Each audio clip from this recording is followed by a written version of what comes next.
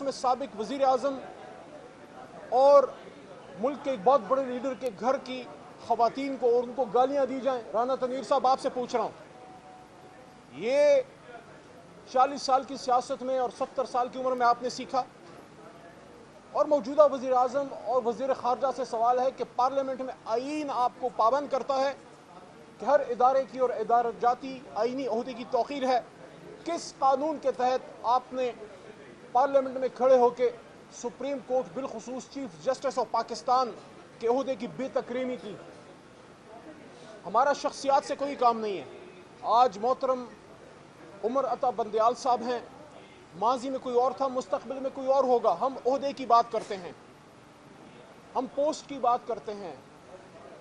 अगर एक मुल्क में जिसमें पहले ही सियासी आज़ादियाँ और ह्यूमन राइट्स कॉम्प्रोमाइज़ हैं, वहाँ अगर इस तरह से एक अटैक लॉन्च किया जाएगा सुप्रीम कोर्ट और उसके चीफ जस्टिस के ख़िलाफ़, जब हम चीफ जस्टिस की बात करते हैं तो इसका मतलब पाकिस्तान के वो हज़ारों जज हैं, क्योंकि जिस तरह यूनिटी ऑफ कमांड का एक कॉन्सेप्ट है हमारी मिलिट्री में, आर्मी चीफ एक शख्स नहीं होता, वो पूरे इदारे को रिप्रेजेंट करता है। चीफ ऑफ आर्मी स्टाफ एक शख्स नहीं होता, वो पूरी जुडिशरी को रिप्रेजेंट करता है।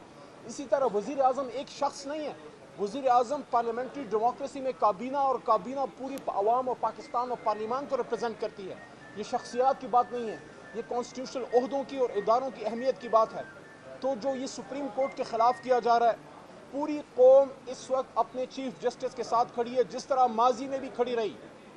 इसी शराई दस्तूर पे हम पूरे पाकिस्तान से पाकिस्तानियों को और वकला को इकट्ठे करके आए और सुप्रीम कोर्ट के साथ खड़े रहे। एक बार फिर लाहौर में वकला ने साबित किया कि पाकिस्तान के वकला जिंदा हैं।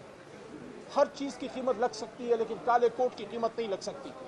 और जिस तरह एक वकील ने यह मुल्क बनाया था, वकला तहरीक इंशाअल्लाह अवाम और आईन पाकिस्तान के साथ खड़ी है। आईन क्या है? जिस तरह कुरान एक तरीक़ाकार है कि जिस तरह हमने ज़िंदगी गुजारनी है, आईन तरीक़ाकार है कि आपने मुल्क को कैसे चलाना है। इदारों की इज़्ज़त कैसे होगी?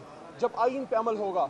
जब आईन पे अमल होगा, पार्लियामेंट की भी इज़्ज़त है। जब आईन पे अमल होगा, मुक़न्नना की भी इज़्ज़त है, अदलिया की भी इज़्ज़त है, इंतज़ामिया की भी इज़्ज़त है, एस्टैब्लिशमेंट की भी इज़्ज़त है, सहाफ़ियों की भी इज़्ज़त है, और उनकी भी ज़िंदगी की ज़मानत है।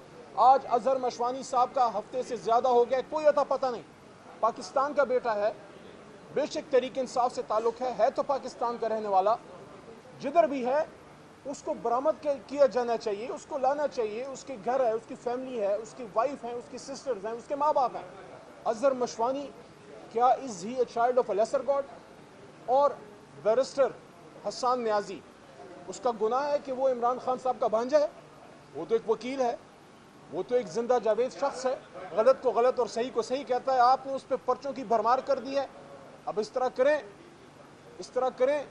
कि उसके लिए एक फ़ैसला कर लें कि जब तक ये इम्पोर्टेड हुकूमत मौजूद है, उस पर आपने रोज़ एक पर्चा, कभी लोरालाई में काटें, कभी आप गिलगित बल्तिस्तान के किसी इलाके में कटवाएं। आप तो कटवा सकते हैं हर जगह, और ये काम आप करें। देखिए, इस तरह मुल्क नहीं चलेगा मेरे ख्याल में। वो कहते हैं ना कि तू इधर उधर की न बात कर, ये बता काफ़िला क्यों लुटा, तेरी रहज़नी का गिला नहीं, तेरी रहबरी का सवाल है। तो वज़ीर आज़म पाकिस्तान जनाब शहबाज शरीफ साहब, आपका काम पार्लियामेंट में खड़े होकर अदलिया की बेतौकीरी करना नहीं। और इस वक्त सुप्रीम कोर्ट की ताकत को कम करने के लिए ना कौम तैयार है, ना अवाम, ना हमारी वकला बरादरी, और ना सहाफ़ी बरादरी। सहाफ़ियों के साथ जो हुआ है वो भी आपके सामने है। मुस्लिम लीग नून की नायब सदर जलसों में खड़े होकर जजों की बेतौकीरी करते हैं, नाम ले लेके। उनके वालिद मोहतरम साबिक वज़ीर आज़म जलसों में ज़िम्मेदार ओहदों की जिस तरह बेतौकीरी करते हैं एस्टैब्लिशमेंट से मुतल्लिक, वो भी आपके सामने है। उनके डिफेंस मिनिस्टर पार्लियामेंट में बैठ के जब बेतौकीरी होती है साबिक वज़ीर आज़म की, वो डेस्क पर जाते हैं और हंसते हैं। ये आपने सीखा है डिफेंस मिनिस्टर साहब? आप बहुत बड़े इनकलाबी बनते हैं तो आप फिर इनकलाबी फैसले करें। पार्लियामेंट में बैठ के हर्जा साई पर डेस्क क्यों बजाते हैं? आप पार्लियामेंट के साथ हैं, या आप अदलिया की बात करते हैं, या आप सियासी आज़ादी और डेमोक्रेसी की बात करते हैं?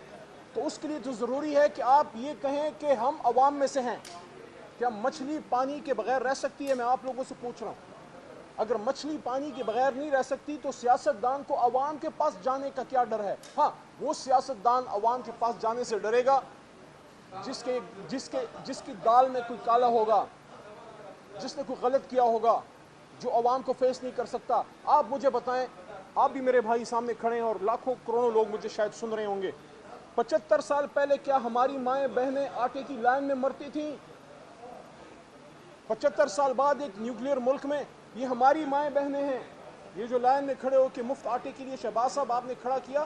ہمارے بھی دور میں احساس پروگرام تھا, عزت سے کرسیوں پہ بٹھا کے طریقے سے ثانیہ نشتر صاحبہ ان کی خدمت کرتی تھیں عمران خان صاحب کے حکم پہ.